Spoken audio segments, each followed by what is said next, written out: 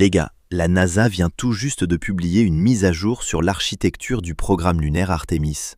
Et ce n'est pas juste une petite retouche ou un simple ajustement. Honnêtement, ça ressemble vraiment à une réinvention complète du programme Artemis tel qu'on le connaît. Et je dois dire, ça a l'air vraiment prometteur. Alors, regardons ça de plus près. L'annonce a été faite lors d'une conférence de presse au Centre spatial Kennedy de la NASA, où les responsables ont partagé des informations sur l'état d'avancement de la mission Artemis 2. Et comme je l'ai mentionné auparavant, il y a eu pas mal de changements majeurs. D'abord, parlons du Space Launch System. Non, il n'est pas annulé. En fait, il reste globalement tel quel. We've got issues with low flight rate. And I would say a great way to exacerbate that problem further is to start making changes to vehicle configuration. SLS is a very impressive vehicle. We don't want to turn every one of them into a work of art. Dans le plan initial, Artemis 1, 2 et 3 devaient utiliser la version actuelle Block 1, équipée de l'Interim Cryogenic Propulsion Stage, ICPS, pour envoyer le vaisseau Orion vers la Lune. Ensuite, la fusée devait évoluer. L'étape suivante était l'exploration Upper Stage, EUS, qui aurait considérablement augmenté les performances, jusqu'à environ 38 tonnes métriques en orbite lunaire, avec en plus la capacité d'emporter une charge utile co-manifestée de 10 tonnes, comme le module Lunar IAB. Au-delà de ça, une version Block 2 était envisagée, avec des propulseurs avancés générant environ 9,4 millions de livres de poussée et capable d'envoyer plus de 46 tonnes métriques vers la Lune. Mais avec cette nouvelle annonce, la NASA s'oriente vers une standardisation de la flotte SLS dans ce qu'ils appellent essentiellement une configuration proche du Block 1. L'objectif est simple: réduire la complexité au maximum. Cela signifie qu'il n'y aurait plus de changement majeur de configuration après chaque vol. Et d'après ce que l'on comprend, cela veut probablement dire que l'exploration Upper Stage, l'étage supérieur plus grand et plus puissant, ne sera pas développée comme prévu à l'origine. À la place, il pourrait y avoir une sorte de remplacement ou d'évolution de l'ICPS. Il ne serait plus vraiment intérimaire, il deviendrait l'étage supérieur à long terme. Il recevrait sans doute quelques améliorations modestes en masse et en performance, mais rien d'aussi spectaculaire que le concept EUS. Alors, qu'est-ce que cette décision change réellement ? Selon l'administrateur de la NASA, Jared Isaacman, le principal avantage de garder la fusée simple, c'est la rapidité. Si vous standardisez le véhicule et que vous arrêtez de le redessiner tous les quelques vols, vous pouvez accélérer la production, avancer la livraison du matériel et augmenter le rythme des lancements. Et ce n'est pas seulement une question de calendrier, cela a aussi des bénéfices directs en matière de sécurité. Quand vous lancez plus souvent, les équipes prennent un rythme. Il y a une sorte de mémoire musculaire. Les procédures deviennent naturelles. Toute la main-d'œuvre, des ingénieurs aux équipes au sol, reste parfaitement opérationnelle. Concrètement, cela signifie que vous pouvez enchaîner plus de lancements en moins de temps avec davantage de confiance.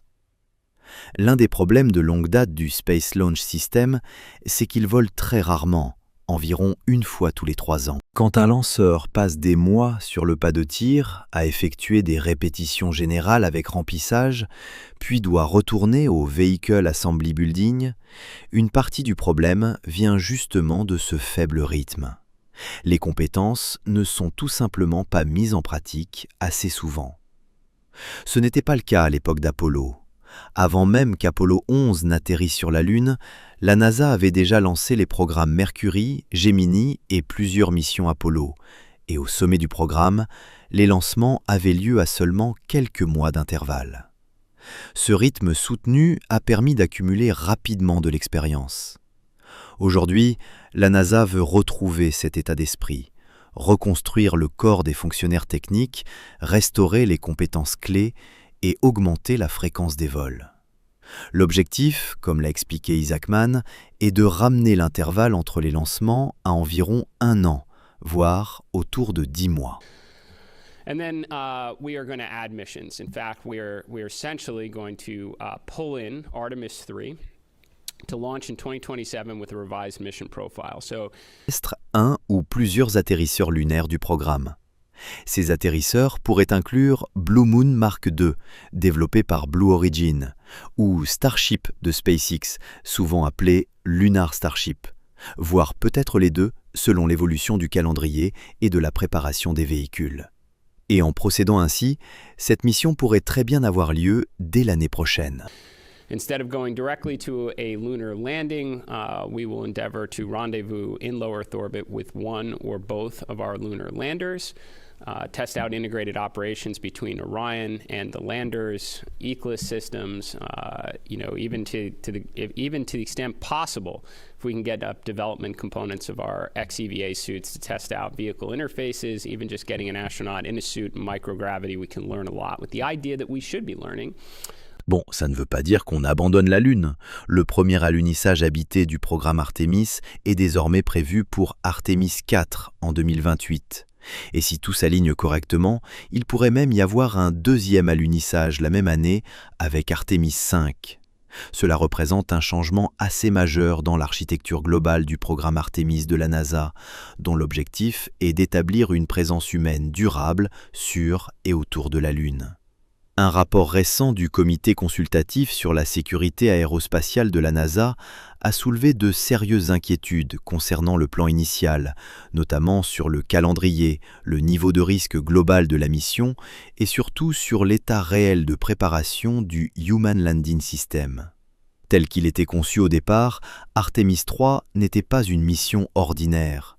Elle cumulait un nombre impressionnant de premières fois en un seul vol. La mission aurait été la première à dépendre entièrement du Human Landing System, ou HLS, que le comité estimait porteur de risques significatifs au niveau de la mission. Elle aurait nécessité environ 15 lancements distincts de ravitaillement, juste pour rendre l'alunissage possible.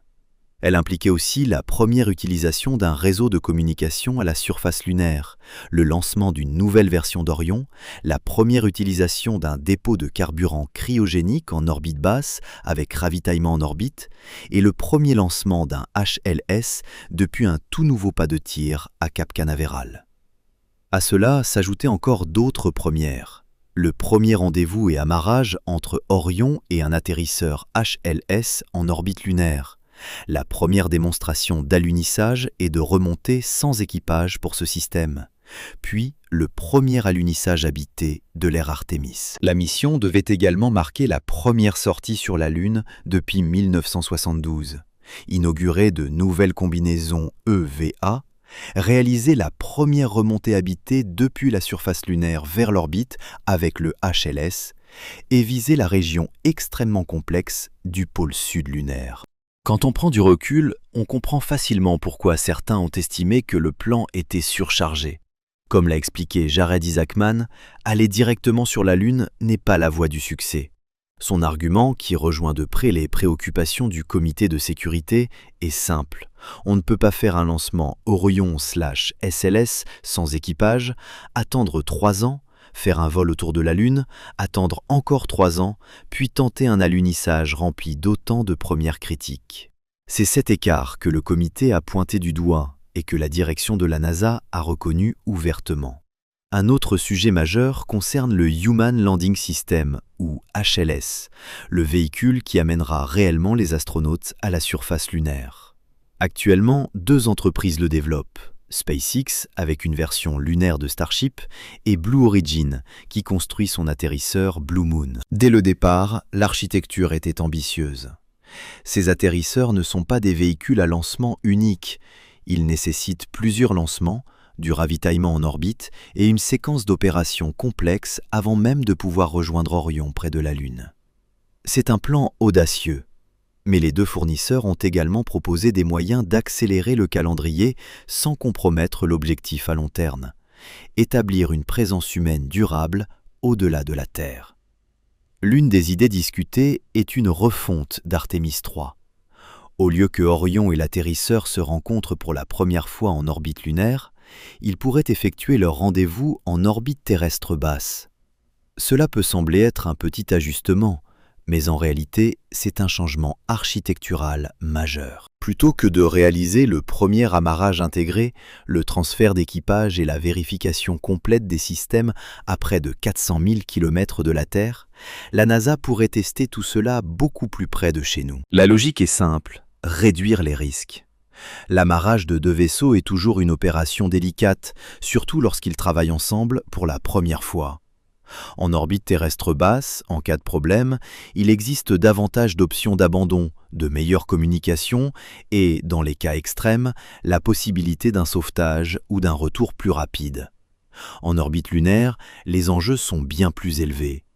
En démontrant que Orion, l'atterrisseur, les systèmes de survie, l'alimentation électrique et les procédures d'équipage fonctionnent parfaitement ensemble en orbite terrestre, la NASA réduirait considérablement les risques techniques avant de s'engager dans une tentative d'alunissage.